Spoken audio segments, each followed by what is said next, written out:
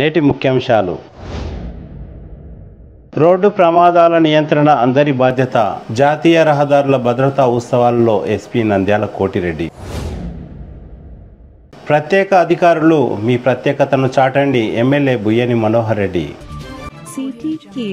City cable వార్తలకు స్వాగతం. వార్తలు చదువుతున్నది మఠం నిరంజన్. రోడ్డు ప్రమాదాల నియంత్రణ అందరి బాధ్యత అని వికారాబాద్ జిల్లా ఎస్పీ నంద్యాల కోటిరెడ్డి అన్నారు. శుక్రవారం తాండూరు పట్టణంలో పోలీస్ శాఖ ఆధ్వర్యంలో 35వ జాతీయ రహదారుల భద్రతా ఉత్సవాలు నిర్వహించారు. ఈ కార్యక్రమానికి జిల్లా ఎస్పీ నంద్యాల కోటిరెడ్డి ముఖ్య అతిథిగా హాజరయ్యారు. ఈ సందర్భంగా తాండూరు పట్టణంలోని ఇందిరా చౌక్ లో విద్యార్థులతో మానవహారం నిర్వహించారు. జిల్లా ఎస్పీ కోటిరెడ్డితో పాటు పోలీస్ అధికారులు, పలువురు వాహనదారులు, విద్యార్థులు రోడ్డు ప్రమాదాల నియంత్రణపై ప్రతిజ్ఞ చేశారు. అదేవిధంగా ఆటోలు, బైకులు, లారీలపై వెళ్లే వాహనదారులకు, డ్రైవర్లకు గులాబీ పువ్వులు అందించి రోడ్డు నిబంధనలను పాటించాలని అవగాహన కల్పించారు. అంతకుముందు జిల్లా ఎస్పీ నంద్యాల కోటిరెడ్డి మాట్లాడుతూ రోడ్డు ప్రమాదాల నియంత్రణ అందరి బాధ్యత అన్నారు. తల్లిదండ్రులు మైనర్ పిల్లలకు వాహనాలను అందించరాదని, వాహనాలు నడిపే సమయంలో అందరూ జాగ్రత్తలు పాటించాలని అన్నారు. బైక్ పై వెళ్లేవారు హెల్మెట్ ధరించాలని, కారులో వెళ్లేవారు సీట్ బెల్ట్ ధరించాలని సూచించారు. సెల్ ఫోన్ లో మాట్లాడుతూ పరధ్యానంగా వాహనాలను నడపరాదని అన్నారు. చిన్న తప్పుల కారణంగా జీవితాలు రోడ్డున పడే ప్రమాదం ఉందని అన్నారు. రోడ్డు నిబంధనలు పాటించి ప్రమాదాలను నియంత్రించడంలో భాగస్వాములు కావాలని, అందరూ భాగస్వాములు కావాలని అన్నారు. ఈ కార్యక్రమంలో డిఎస్పీ శేఖర్ గౌడ్, తాండూరు పట్టణ CI Santosh Kumar, rural CI Ashok, SI Masudan Reddy, Kashinath, Shankar, Venugoud, RTC DM Samathareddy, motor vehicle inspector Lavanya, municipal floor leader Shobharani, councillor Sangeetha Thakur, పలువురు ప్రజాప్రతినిధులు తదితరులు పాల్గొన్నారు. చనిపోతున్నారు.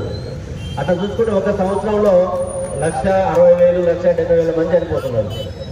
అంటే చూడండి ఎంత తీవ్రంగా ఉంది సమస్య. కానీ మనం ఎవరో కూడా అనుకో రోడ్డు మీద మనం పోతు మరి ఎందుకు ఈ రోడ్డు ప్రమాదాలు జరుగుతున్నాయి, వీటిని మనం ప్రివెంట్ చేయలేమా అంటే అది మన యువత చేతుల్లో ఉంది.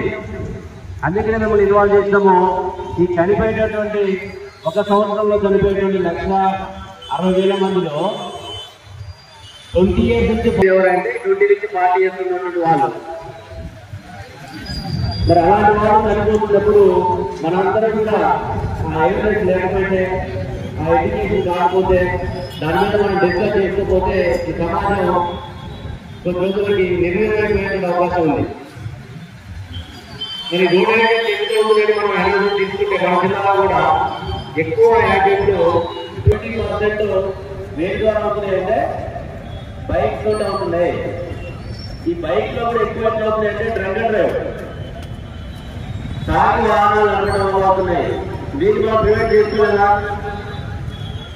మీరందరూ మీ ఇళ్ళలో చెప్పాలి, మీ ఫ్రెండ్స్కి చెప్పాలి, మీ బంధువులకు చెప్పాలి, మీ స్నేహితులకు చెప్పాలి. ఎక్కువ రోడ్డు ప్రమాదాలు తాగి నడపడం వల్ల జరుగుతున్నాయి. దీనికి పోలీసు ఒక్కటే అనుకుంటే సరిపోదు. ఇప్పుడు తాండూరు పండుగలు ఉంటాయి, వీటన్నిటికీ బందోబస్తు చేయాలి. మీరందరూ స్టూడెంట్స్ కాబట్టి మీరందరూ అనుకుంటే సాధించలేదు ఏమీ లేదు. మనం అనుకోం, కాకపోతే ఏముందిలే యాక్సిడెంట్ అయింది అని చెప్పేసి కొద్దిగా మనం బాధపడతాం.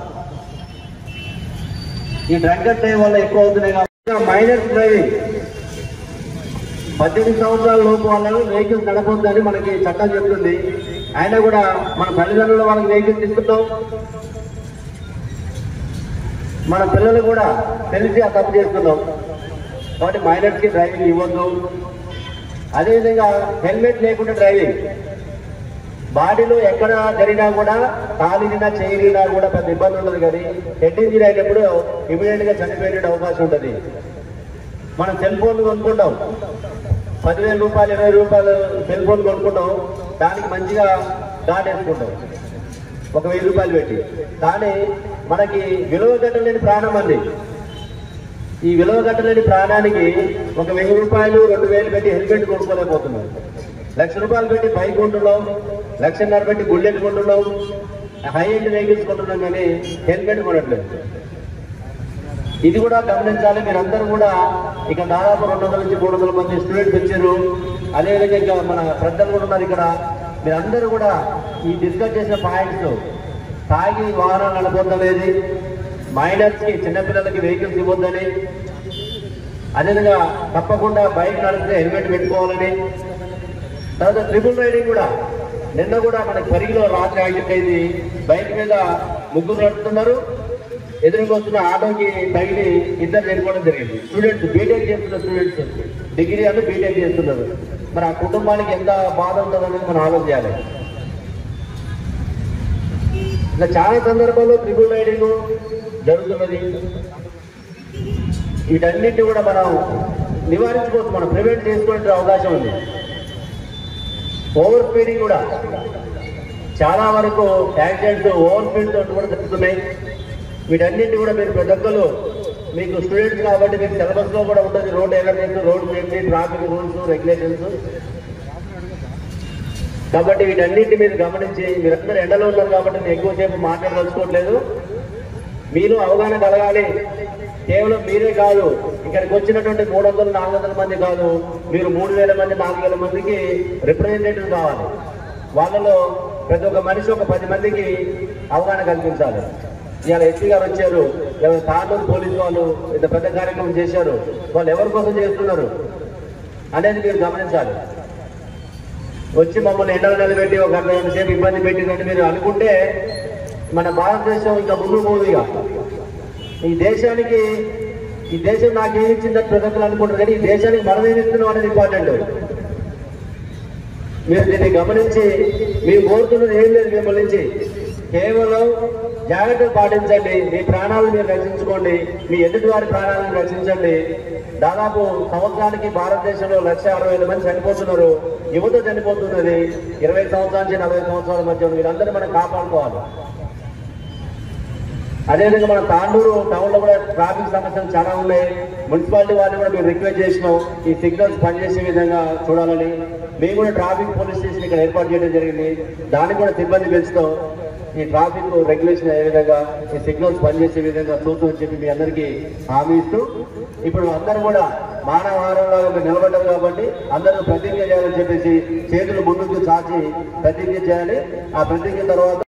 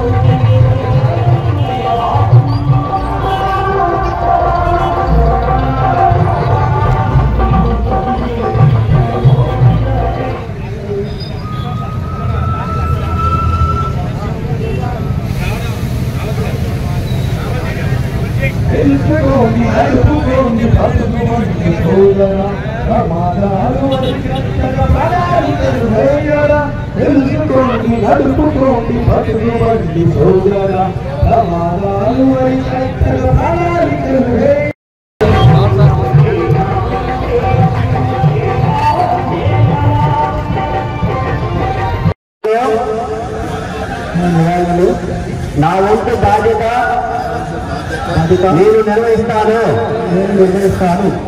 రోడ్డు భద్రతా సూత్రాలను తప్పకుండా పాటిస్తాను. నా కుటుంబ సభ్యులను తోటి వారిని సహచరులను ఈ నిబంధనలను పాటించే విధంగా చైతన్యపరుస్తానని ఇదంతా ఈ దేశ పౌరునిగా ప్రమాదరహిత సమాజాన్ని నెలకొల్పడంలో త్రికరణ శుద్ధిగా నా కర్తవ్యాన్ని కొనసాగిస్తానని ఆత్మసాక్షిగా ప్రతిజ్ఞ చేస్తున్నా. ఓకే, జై హింద్. దీన్ని నివారించాలంటే ఒకటి మాత్రం అందరం సెల్ఫ్ డిసిప్లిన్ ఉండాలి. ఎందుకంటే ఆ సెల్ఫ్ డిసిప్లిన్ లేకపోతే ప్రతి ఒక్క దగ్గర డ్రైవింగ్ చేసిన వాళ్ళకి మనం దగ్గర నుండి ఎవరికి సూచనలు చెప్పలేము. కాబట్టి సెల్ఫ్ వాళ్ళకు అలాంటి డిసిప్లిన్ ఉంటే తప్ప ఇది ప్రమాదం నివారించబడదు. కాబట్టి మనందరం కూడా కొద్దిసేపు మానవ హారంలాగా ఈ చౌరస్తు మహామహారంలో అందరూ కూడా విద్యార్థులందరూ కూడా మరి పోలీసులందరూ కూడా మహామహారంలో నిలబడిన తర్వాత ఎస్పీ సార్ మాట్లాడి తర్వాత ప్రతిజ్ఞ చేయించడం జరుగుతుంది. మీరు కూడా ఇప్పుడు పోలీస్ లాగా భావించి ఇక్కడ వచ్చిన విద్యార్థులందరూ కూడా మీరు కూడా పోలీస్ లాగా భావించి అక్కడ మీరు మహామహారం చేసినప్పుడు ఆగిపోయిన వ్యక్తులు అందరితో కూడా ప్రతిజ్ఞ చేయించడానికి అందరినీ మేము ప్రతిజ్ఞ చేసేటప్పుడు అందరూ చేతులెత్తాలని మీరు మీ వెనక నిలబడినటువంటి మీ వాహనాలందరికీ కూడా చేసి నిలబడి ప్రతిజ్ఞ చేసేట్టుగా మీరు చూడాలి. ఓకేనా? అందరూ కూడా ఉన్నారు ఇక్కడ. మీరందరూ కూడా ఈ డిస్కస్ చేసిన పాయింట్స్ తాగి వాహనాలు నడపొద్దు అనేది మైనర్స్ కి ఆటోకి తగిలి ఇద్దరు చనిపోవడం జరిగింది. స్టూడెంట్స్ బీటెక్ చేస్తున్న స్టూడెంట్స్ డిగ్రీ అంటే బీటెక్ చేస్తున్నారు. మరి ఆ కుటుంబానికి ఎంత బాధ ఉంటుంది అనేది మనం ఆలోచించాలి. ఇంకా చాలా సందర్భాల్లో ట్రిపుల్ రైడింగ్ జరుగుతున్నది. ఇవన్నింటినీ కూడా మనం నివారించుకోవచ్చు, మనం ప్రివెంట్ చేసుకునే అవకాశం ఉంది.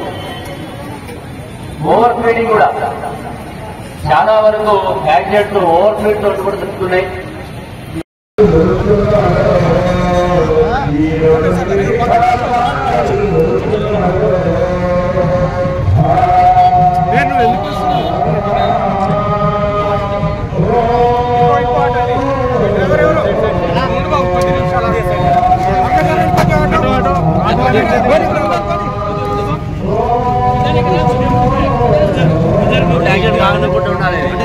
అందరికి అవగాహన కల్పించాలి.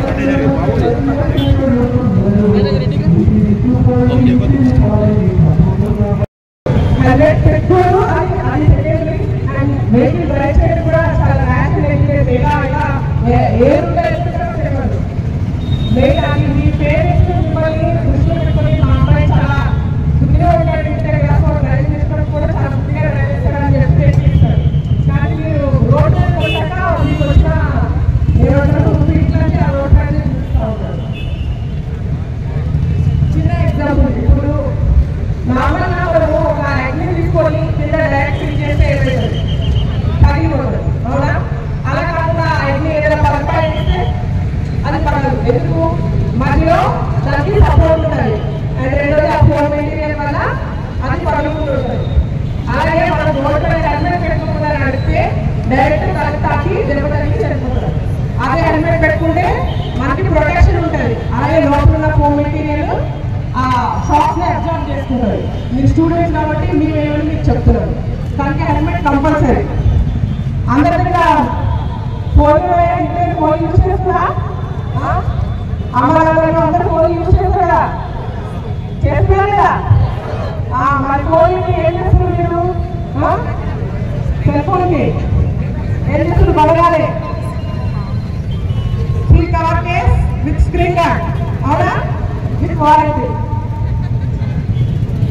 ఒక 3-4 సంవత్సరాలు వాడే సెల్ ఫోన్ కి back cover, front screen guard, ఇంత ప్రొటెక్షన్ చేస్తున్నాము. మన లైఫ్ టైం వ్యాలిడిటీ మన తలకి ఏం చేయాలి? హెల్మెట్ కంపల్సరీ పెట్టుకోవాలా లేదా?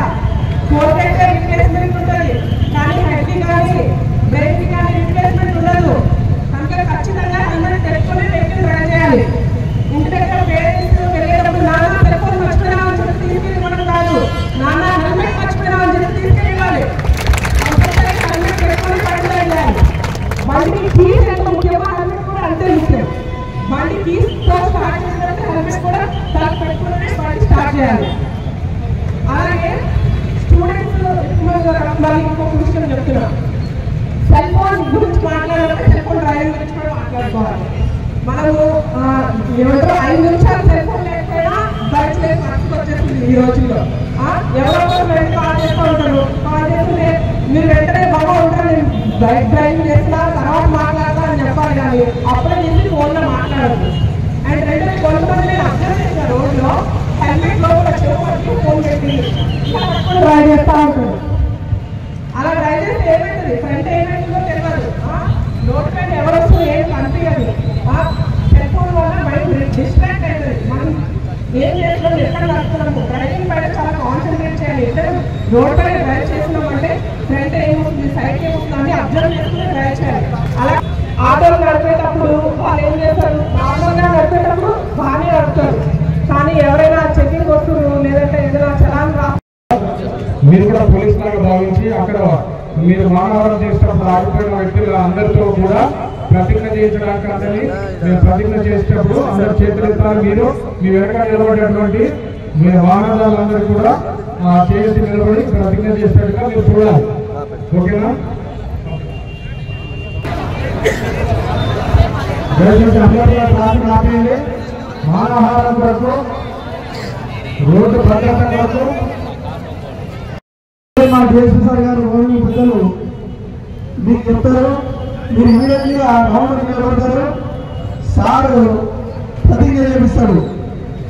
కాబట్టి మీరు రోజు చూస్తున్న పోలీసు డిపార్ట్మెంట్ ఎక్కడో ఒక వెహికల్ చెకింగ్ చేయడం, ఎక్కడో ఒక దగ్గర అవగాహన కల్పించడం. నా వంతు బాధ్యత నేను నిర్వహిస్తాను. రోడ్డు భద్రతా సూత్రాలను తప్పకుండా పాటిస్తాను. నా కుటుంబ సభ్యులను తోటి వారిని సహచరులను ఈ నిబంధనలు పాటించే విధంగా చైతన్యపరుస్తానని ఇదంతా ఈ దేశ పౌరులుగా ప్రమాదరహిత సమాజాన్ని నెలకొల్పడంలో త్రికరణ శుద్ధిగా నా కర్తవ్యాన్ని కొనసాగిస్తానని ఆత్మసాక్షిగా ప్రతిజ్ఞ చేస్తున్నాను. ఓకే, జై.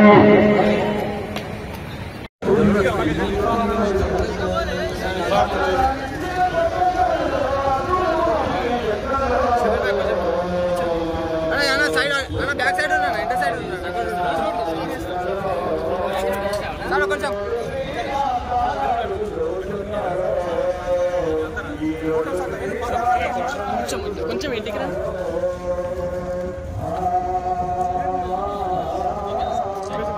ఇదేనా ఇంటికి రా.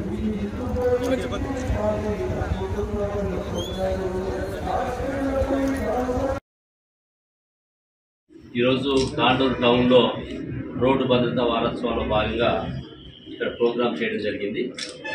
మొన్న 3 రోజుల కింద వికారాబాద్ కూడా చేశాము. ఈ రోడ్డు ప్రమాదాలు అనేది చాలా డేంజర్గా తయారవుతున్నది. దాని గురించి ఇక్కడ ప్రజలకి అవగాహన కల్పించడం జరిగింది. దాని తర్వాత జిల్లాలో మిగతా విషయాలు చూస్తే శాంతి భద్రతల విషయంలో మీరందరూ చూసారు, ఎలక్షన్స్ కూడా ప్రశాంతంగా జరిగినాయి. మన జిల్లాలో ఎలాంటి అవాంఛనీయ సంఘటనలు జరగకుండా, మేజర్ ఇన్సిడెంట్ లేకుండా అందరూ ప్రజల సహకారంతో సక్సెస్ఫుల్గా చేసుకోవడం జరిగింది. అదేవిధంగా తాండూరులో అనేక ప్రోగ్రామ్స్, మన అయోధ్యలో రామ మందిర ప్రాణ ప్రతిష్ఠ కానీ, ఇంకా అంతకుముందు జరిగిన హనుమాన్ జయంతి కానీ, శివాజీ ర్యాలీ కానీ, గణేష్ నిమజ్జనం కానీ, భద్రేశ్వర టెంపుల్ జాతర కానీ, ఇవన్నీ కూడా అందరూ ఇక్కడ తాండూరు అనేది మత సామరస్యానికి ప్రతీకగా ఉంది.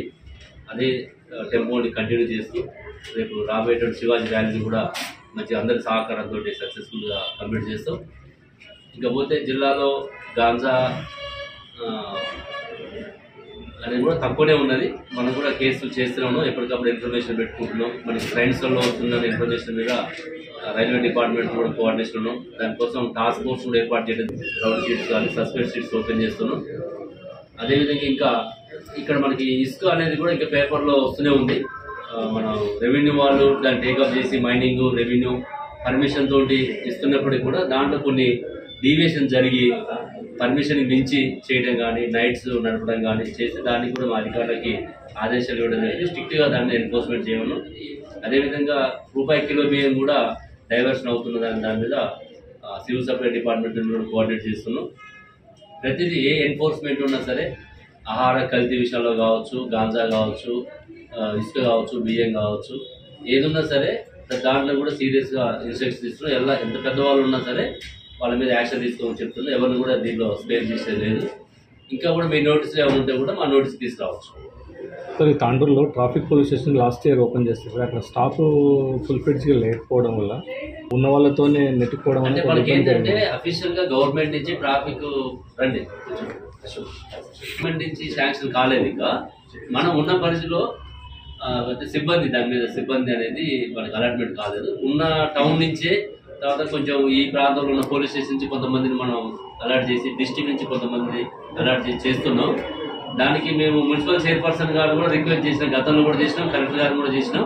మున్సిపాలిటీ తరఫున ఉన్న సిగ్నల్స్, అది మున్సిపాలిటీ సబ్జెక్టు కాబట్టి సిగ్నల్స్ పనిచేసే విధంగా చేయమని చెప్పినాం.